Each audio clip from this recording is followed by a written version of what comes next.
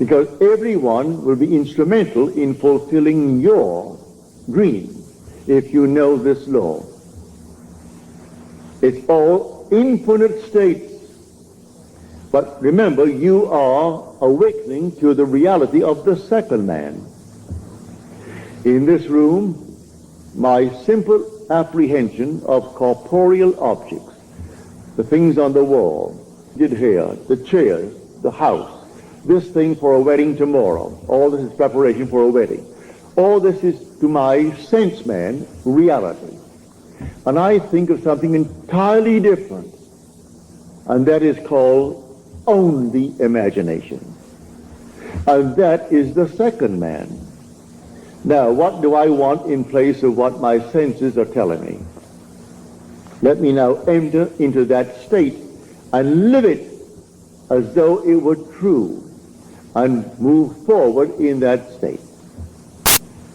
Now let me show you the difference now, because we started with that statement from the 25th chapter of the book of Genesis. An idea that is only an idea produces nothing and does nothing. It must be felt, actually felt, so that it awakens within oneself certain sensations, certain motor actions in order to be effective. What would the feeling be like if it were true? Dwell upon that until the feeling awakes within you these sensations. For imagination is spiritual sensation. That is the creative being in you. It's not just to entertain an idea. What idea? The idea must produce in you this feeling, which is a sensation, but it must be a feeling. What would the feeling be like if it were true? You dwell upon that until you catch that feeling. As Churchill said, that the mood determines the fortunes of people rather than the fortunes, the mood. The mood precedes the fortune. So what would you want in this world? Well, contemplate it. What would the feeling be like if you had it? What would it be like if it were true? That is the story of Scripture.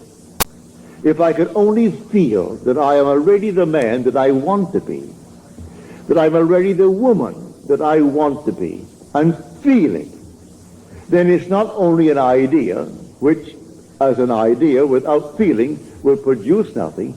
Now it has everything, because in this story he said to the second man, "Come close, my son, that I may feel you." The secret is in the feeling. So Esau went out. He is the first man, covered with hair, the outer man. And Jacob is the inner man, the man of imagination, who is hairless. It isn't two little boys. These are only symbols. It's all in man. So come close, my son, that I may feel you. So he comes close and deceives his father through feeling. So the father feels, and he feels him just to be externally real. You can do it. There is no flower in your hand, but you can feel the soft velvet feeling of a rose. You can smell a rose, though it's not physically present. Try it. Try all these things with the inner man. And when you can actually feel it, so that you raise your imagination to the point of sensation, to vision, then the whole thing is done. It's done in a way you do not know it's going to happen. If it takes a thief to aid you, then you forgive the thief. Should I not forgive that man who tried to rob that teller of $20 when he did for me what no one else could do? I could go to all the brokers in New York City, and they couldn't get me 2 seats. I could go to anyone, and they couldn't get me 2 seats for my 2 brothers. And I wanted them to have the joy of seeing the new presentation of Aida. So I went myself, prepared in my imagination that I had 2 seats. And it took a thief to be instrumental in getting me the seat. Should I not forgive him for the part he played? He went to the door, this tall giant of a man, looked back at me, but he wouldn't have the courage to come up and slap me. There was something in me that dwarfed him in his own mind's eye. So in spite of his height and his bigness and his strength, he couldn't dare strike me, for I was speaking from a different level of consciousness altogether. So I didn't condemn him. He played the part he had to play, and by playing it, I got the seats. So all we have to do is simply to widen, just widen a little bit, our conception of causality, to actually forgive all in the world, to excuse everything in the world. They're playing their part. So tonight you want a bigger job, you want more money in this world, you want, and you name it.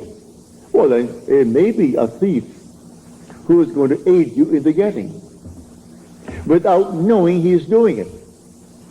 Don't judge him, don't condemn him, just simply you go forward knowing that I have ways and means that the physical man knows not of. My ways, the inner man's ways, are past finding out. And you simply go forward in the assumption that you have already achieved what now is only a wish as far as the world is concerned. But you enter into the wish as though the wish is already fulfilled. So what would the feeling be like? Come near, my son, that I may feel you. And so he comes close. He said, come nearer, my son. Then he said to him, you know, your voice is the voice of Jacob. But your hands, your neck, and your scent, you have the feel of my son Esau. Esau is the outer world. So he gives emphasis to feeling. It transcends the voice. The voice was Jacob, but the feeling, the touch, was that of an external world. He could feel the external world. It was a self-deception. He deceived himself into believing that what he desired, he had.